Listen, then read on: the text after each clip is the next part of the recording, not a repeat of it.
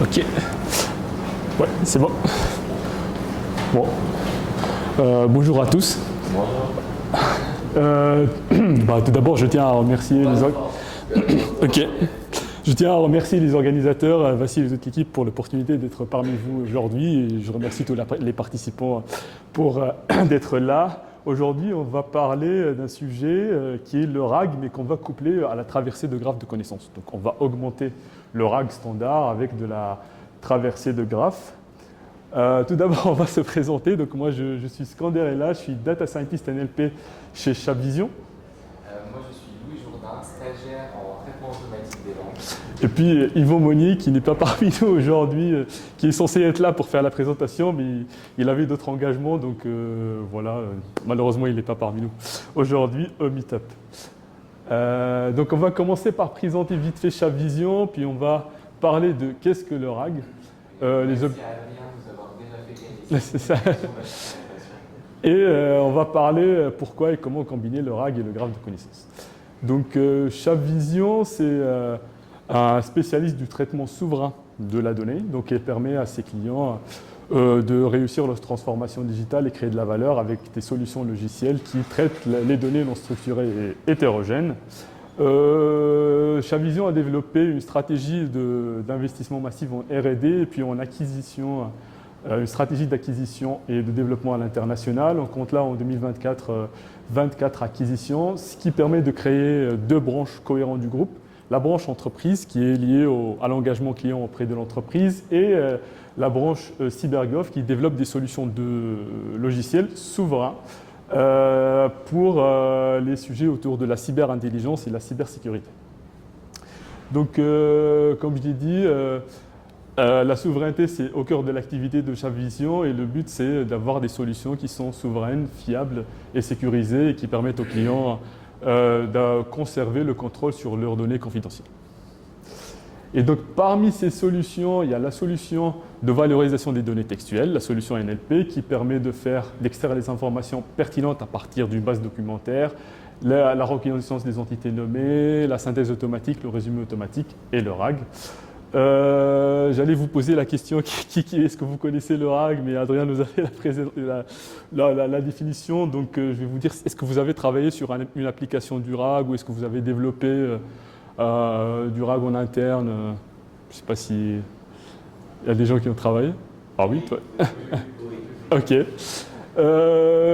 En deux mots, le RAG c'est la réponse à une question de l'utilisateur à l'aide d'un LLM qu'on va l'augmenter avec des contextes qui sont issus d'une base de données et qui vont servir à augmenter la query de l'utilisateur et donc à rendre potentiellement la réponse plus précise en se basant sur la base de données et non pas sur la connaissance du LLM. Donc la pipeline simple peut se diviser en plusieurs étapes. La première étape, c'est j'ai une query, j'ai la partie retriever. Le retriever, c'est je vais aller chercher les contextes dans une base de données vectorielle qui sont les contextes les plus pertinents potentiellement à la question de l'utilisateur. Je vais utiliser un re-ranker qui est une composante qui permet d'ajouter une couche de précision et de sélectionner les contextes qui sont les plus proches de la question de l'utilisateur. Je vais passer ça au LLM pour avoir finalement la réponse à la question. Donc pour faire tout ça, nous avons monté un démonstrateur qui part du sujet du Mali. Vous allez me dire pourquoi le Mali en particulier, mais sur les 10-12 dernières années, il y avait pas mal d'événements qui ont eu au Mali. On parle de la guerre au Mali, les opérations militaires, Serval, Barkhane. Et donc on a monté un démonstrateur qui couple le travail qu'on fait avec notre moteur d'enrichissement et d'extraction d'informations pertinentes et le RAG. Et en gros, ça part d'une collecte des données. Donc, on a pris des documents qui parlent du Mali à partir des données qui sont issues ouvertes sur le web. C'est des fiches presse qu'on a récupérées pour faire notre analyse. Donc, je vais vous montrer vite fait à quoi ça ressemble l'application. Donc ça, c'est notre application. C'est notre application d'exploration des données où là, nous avons les différents documents qu'on a utilisés pour notre analyse. Et puis, nous avons créé des dashboards cliquables qui sont des dashboards sont issus de notre moteur d'enrichissement qui permettent d'extraire les différentes entités nommées, par exemple les personnes, les lieux, les sociétés. Donc ça, c'est ce qu'on appelle, nous, le standard. Et puis, on peut aller plus et on peut créer des ontologies qui regroupent tout le vocabulaire qui est du spécifique au client. Donc, par exemple, ici, on a traité les moyens, c'est-à-dire les rafales, les mirages et tout. On a traité les concepts risques. Et puis, nous avons une autre composante qui est la partie relation. Et ça, c'est déconnecté apparemment. Ouais. Bon,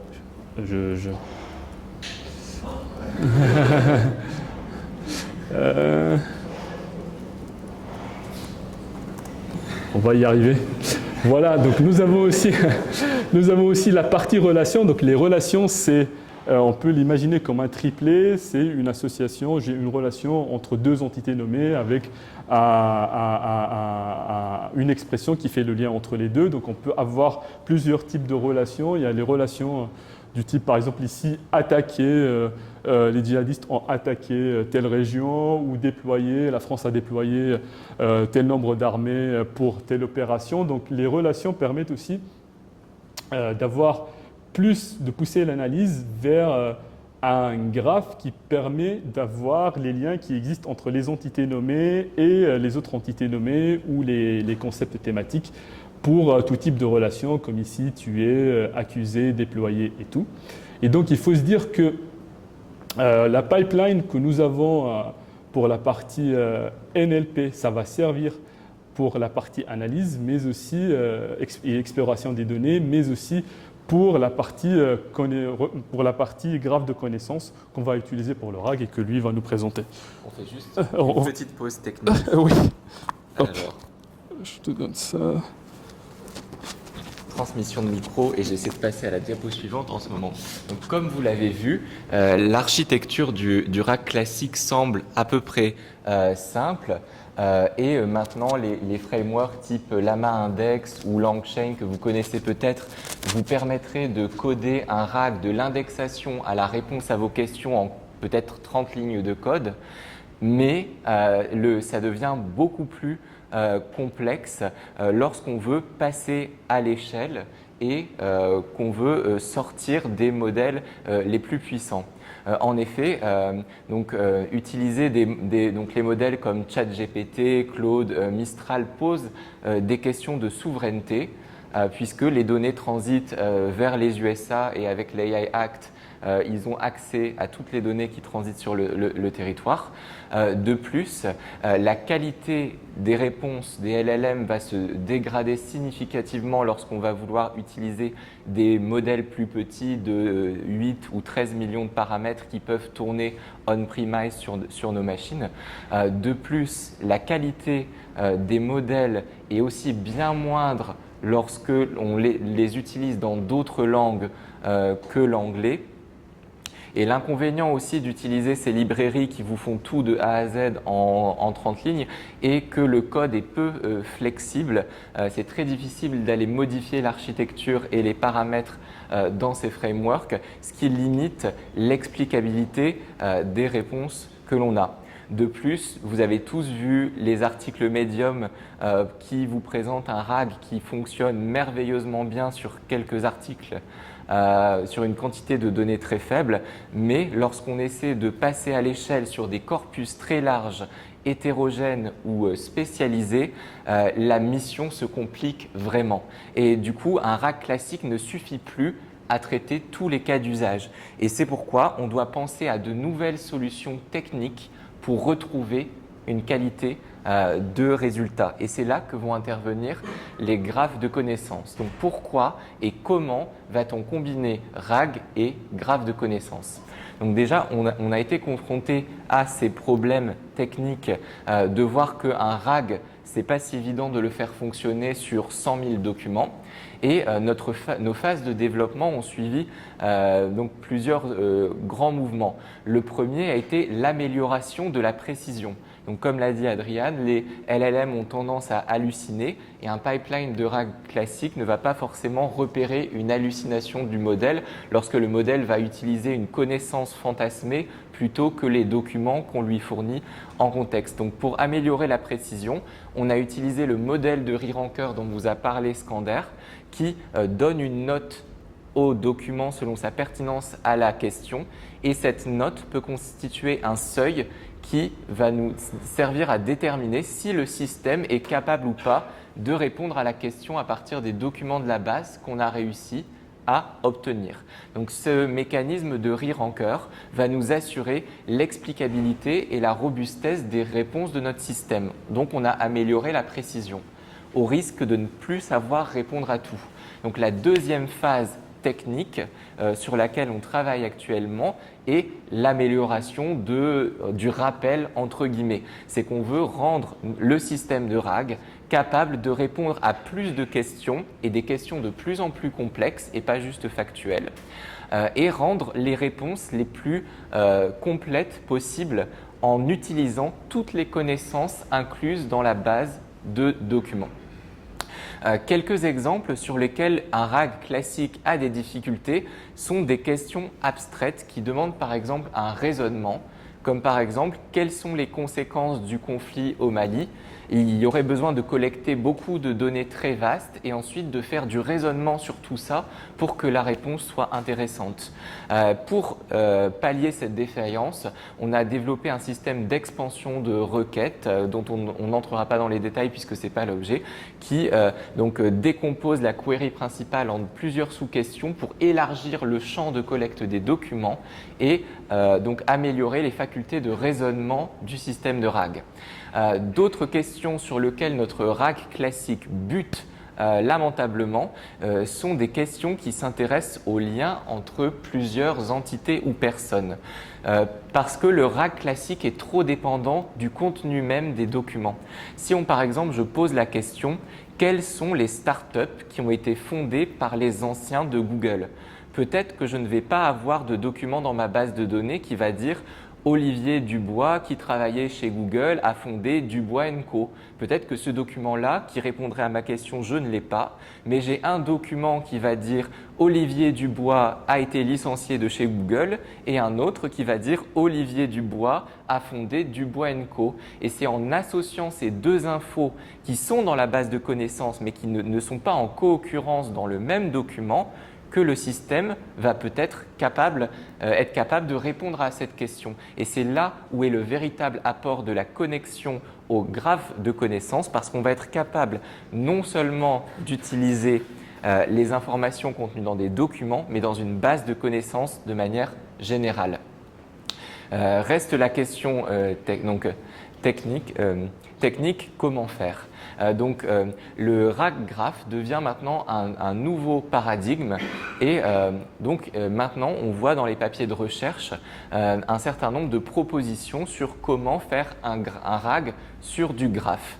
Et on va voir qu'il y a un certain nombre de différences de fonctionnement entre un RAG sur des documents, le RAG classique, et un RAG sur les graphes. Le RAG sur les documents, il est très facile à mettre en œuvre. On est sur du rédigé, on fait de la similarité vectorielle entre des phrases et c'est très simple à mettre en place. Le RAG sur un graphe est apparemment très simple sur le principe. Je veux discuter avec ma base de connaissances, mais l'implémentation est beaucoup moins triviale. Comment et quoi on récupère ? Par quoi va-t-on remplacer la phase de retrieve du RAG classique et comment fournir le graphe au LLM. Dans un RAG sur des documents, les arguments et raisonnements sont contenus dans le texte qui est rédigé et développé, alors que dans un graphe, les arguments sont à construire à partir des connexions entre les entités. Donc c'est au LLM de faire le travail de connexion. Alors que sur un RAG sur les documents, on ne peut fournir qu'un nombre fini de contextes qui est une limite technique. Donc pour l'instant, les modèles ont, si ce n'est les plus gros de Google, une fenêtre de 8000 tokens environ, ce qui limite le nombre de documents qu'on peut fournir au système de RAG, une vingtaine environ. Et ce n'est pas forcément suffisant pour amalgamer toutes les connaissances de notre base de données. alors que le RAG sur un graphe se focalise sur le triplet et donc éventuellement donc trois entités entre parenthèses et peut-être une phrase, ce qui donne la possibilité de fournir une fraction beaucoup plus importante de la base de connaissances comme contexte du prompt lors de la génération finale. Enfin, donc le RAG sur les documents est incapable de faire la connexion entre des informations éparpillées dans toute la base si elles ne sont pas dans la limite des cas documents qu'on peut lui envoyer comme contexte, alors que le graphe a la possibilité, donc grâce aux propriétés mathématiques de l'objet graphe, pour créer facilement des liens ou déterminer l'absence de lien entre les entités de la base. Et ça, dans les informations qui sont présentes sur l'ensemble des milliers de documents. Oh, voilà. Donc, le graphe RAG qui devient très tendance dans les articles ces 6 derniers mois et en fait regroupe de manière un peu floue en fait un ensemble de travaux très intéressants menés par des personnes dans des directions parfois différentes. Donc pour vous faire une petite synthèse, il y a eu à peu près 2 grandes orientations pour traiter ce problème de comment faire du RAG sur un graphe. La première a été de proposer des systèmes pour extraire des nœuds. Donc on trouve un moyen de faire un retrieve sur des entités, sur des nœuds, à partir d'un embedding vectoriel, etc. Et ensuite, on fournit toutes les relations voisines de ces nœuds comme contexte à un LLM, soit sous forme de triplet entre parenthèses, l'armée française, attaque, ACMI, soit sous forme linéarisée. Des chercheurs ont tenté de demander à un LLM de linéariser le triplet avant de le fournir comme contexte. Mais l'inconvénient de cette méthode, c'est qu'au final, on n'utilise pas les propriétés spécifiques du graphe.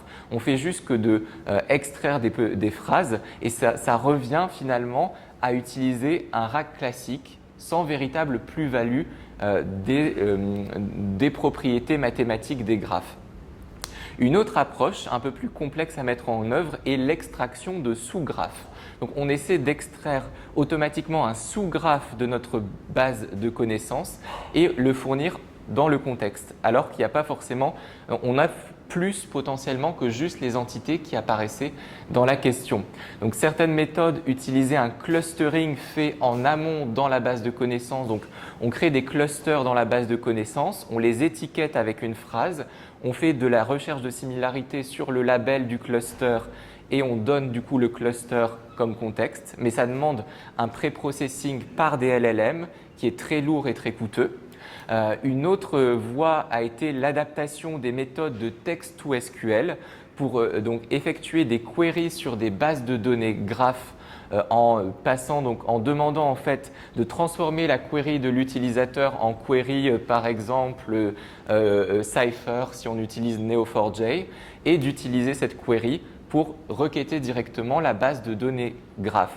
Mais ça impose d'avoir le formatage de la base de données graph, le choix qu'on n'a pas fait puisqu'on utilisait Elasticsearch qui est un autre moteur de recherche. Donc utiliser cette méthode-là aurait impliqué de transformer tous nos données dans une autre base, ce qui aurait eu un coût de maintenance important.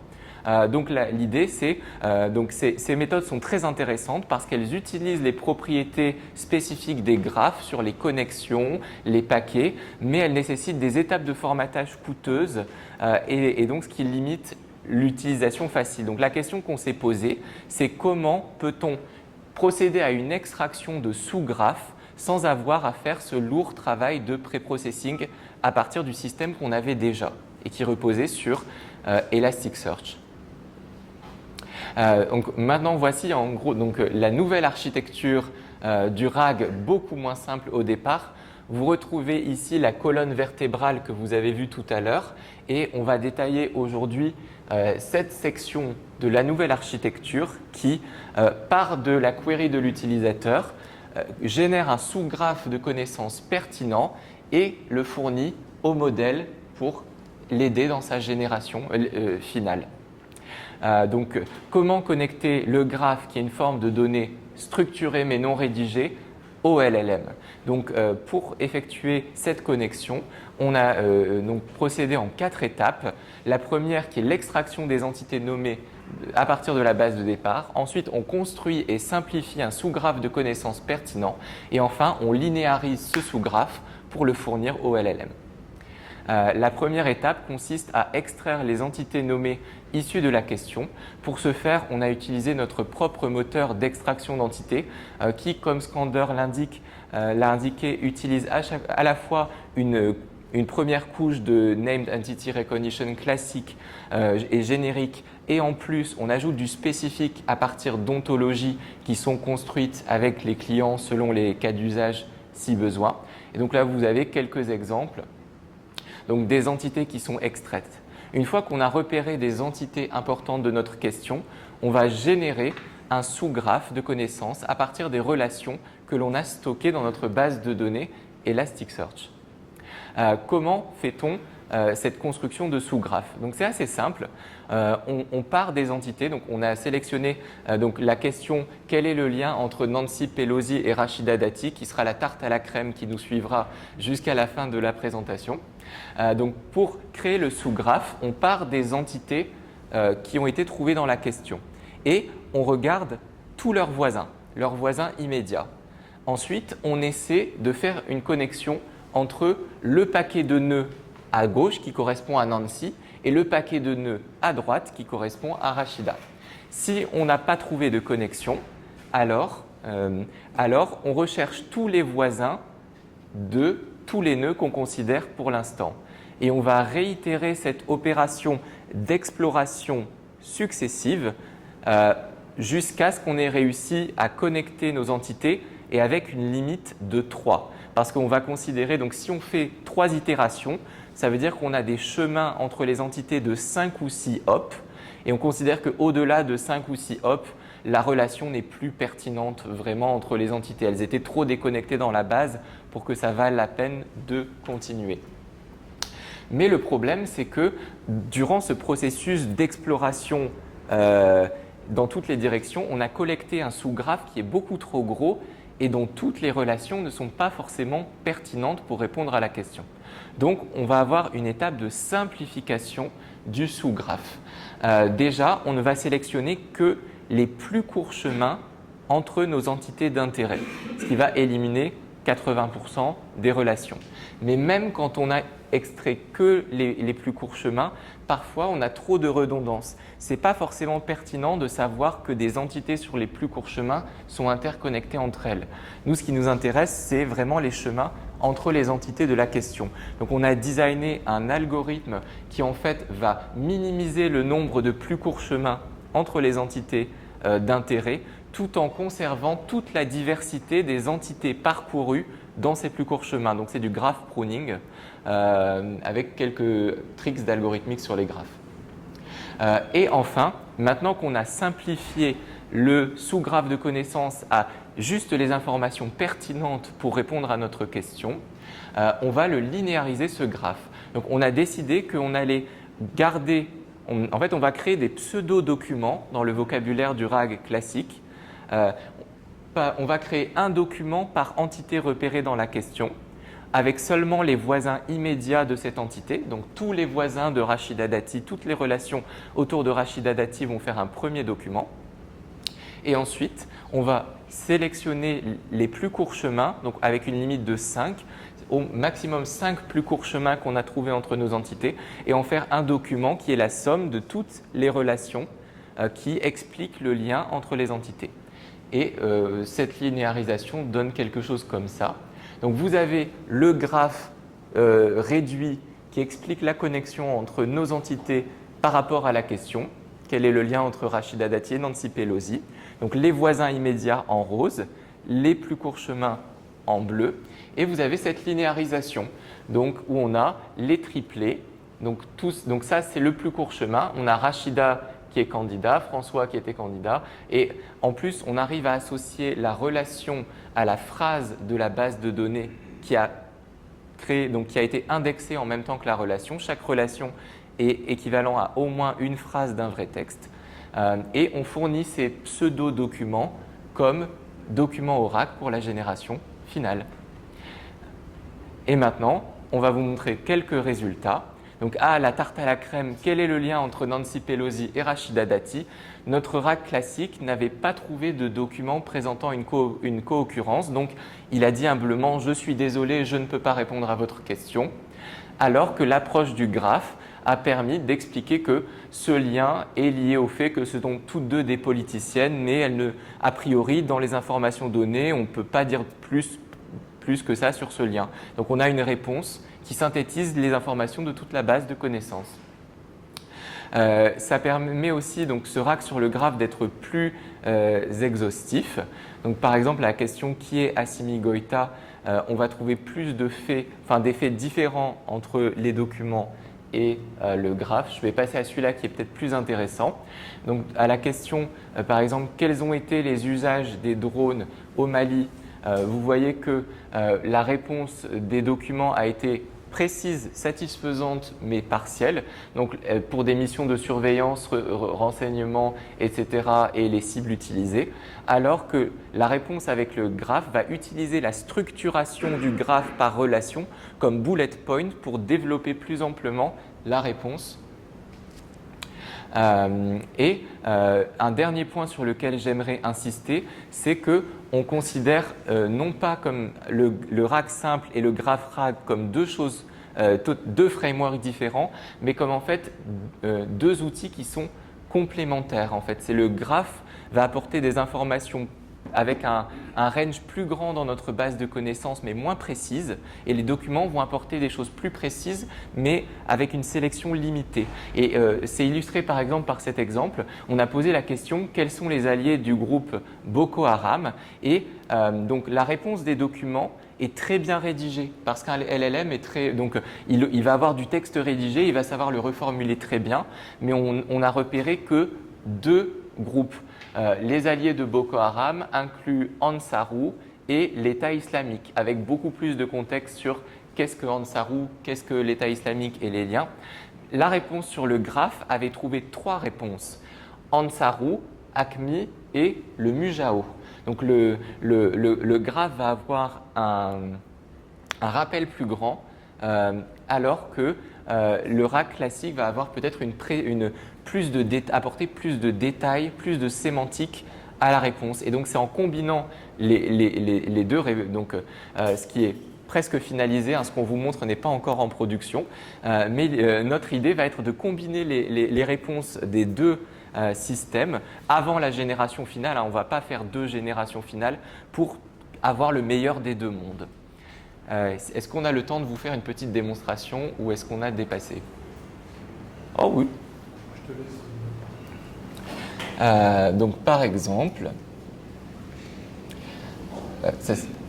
si je pose comme question que peux-tu… Ah oui, on a fait une petite version, donc RAG Arena, qui va nous permettre de comparer la réponse avec graphe et la réponse avec texte. Donc si on demande par exemple « Que peux-tu me dire sur Boko Haram ?», on lance le combat entre le graphe et le RAG classique. Il faut se dire que ça, c'est une appli pour nous, pour tester. La vraie appli, c'est ce que je viens de vous montrer. C'est ce qui est utilisé par nos clients et c'est ce qu'on fait pour tout ce qui est production. Là, c'est pour voilà, c'est un outil de développement pour pouvoir itérer sur toutes les versions, les changements de paramètres, etc. qu'on fait.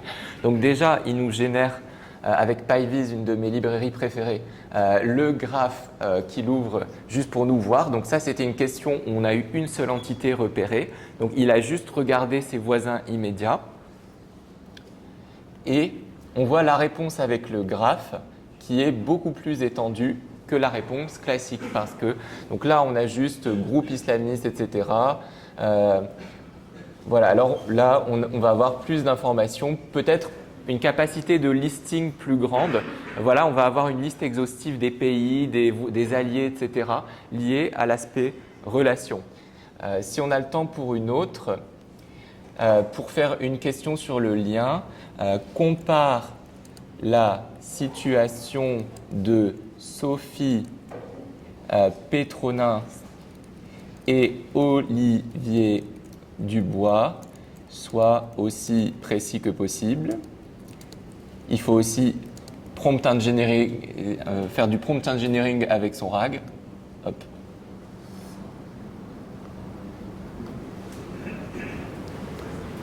Donc là, c'est un petit peu plus long parce qu'il va faire l'étape de connexion entre Sophie et Olivier.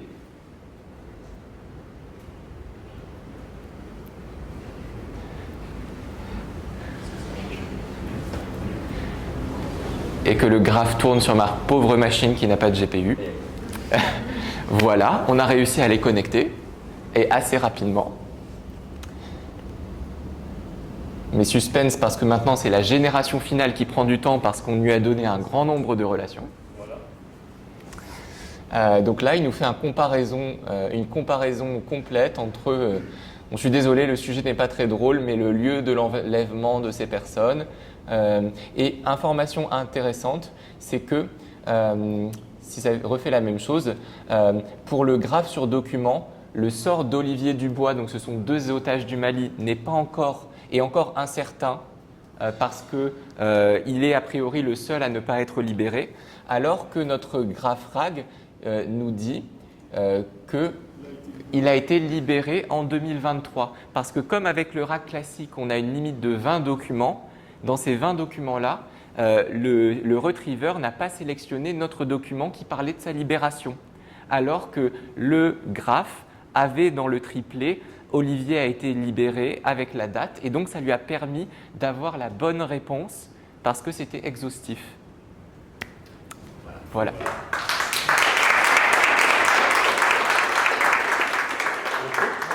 Une question, mais je vous rappelle qu'à la fin, vous pouvez, ils sont accessibles à la fin de la... On reste pour le pot. Le pot va être génial, vous allez voir. D'ailleurs, on est tous venus pour ça. Il y a une question? Alors, allez-y. Alors, 2 questions, mais on va faire... On va dire que c'est une seule. La première, c'est que vous avez parlé du fait que vous utilisez des ontologies et des ontologies de concepts. Oui. Est-ce que c'est une hiérarchie de concepts ou est-ce que c'est... Parce que là, vous en avez parlé pour les... On va peut-être demander appel à un ami au spécialiste. L'expert des La deuxième ontologies. question, c'est sur la relation d'extraction. Est-ce que c'est lié au... est-ce que vous faites la relation d'extraction à partir du texte lui-même? Est-ce que c'est fondé sur votre ontologie? Oui, c'est un mot... Et est-ce que vous faites de la ressemblance de telle sorte que 2 synonymes Oui. Pour la première question, la hiérarchie des ontologies, ça existe. En fait, nous, la définition d'ontologie, c'est une classification par thème du vocabulaire qu'on a dans le corpus. Et c'est généralement, on fait du spécialisé pour les clients qui ont des corpus pour des domaines du genre, le domaine de la chimie ou pour le juridique ou toutes sortes de domaines. Et donc, c'est des arborescences qu'on définit. Nous avons une solution qui s'appelle Ontology Manager où on fait de la classification automatique qui se fait avec les clients et qu'on les implique en 2-3 ateliers et qui prennent la main sur la classification et la création de l'ontologie parce qu'eux, ils sont les experts métiers, donc ils connaissent plus que nous le vocabulaire. Et pour la partie relation, c'est des relations qui se créent entre les entités nommées et les concepts, donc on inclut tout et on peut créer aussi des ontologies spécifiques de relations qui s'adaptent à ce que le client il veut comme résultat et comme analyse à partir de ces documents. Donc nous, l'idée, c'est d'aller au plus vite pour avoir des résultats et impliquer le client parce qu'il a son expertise qui peut intervenir dans la qualité des résultats qu'on va fournir. Voilà. Merci.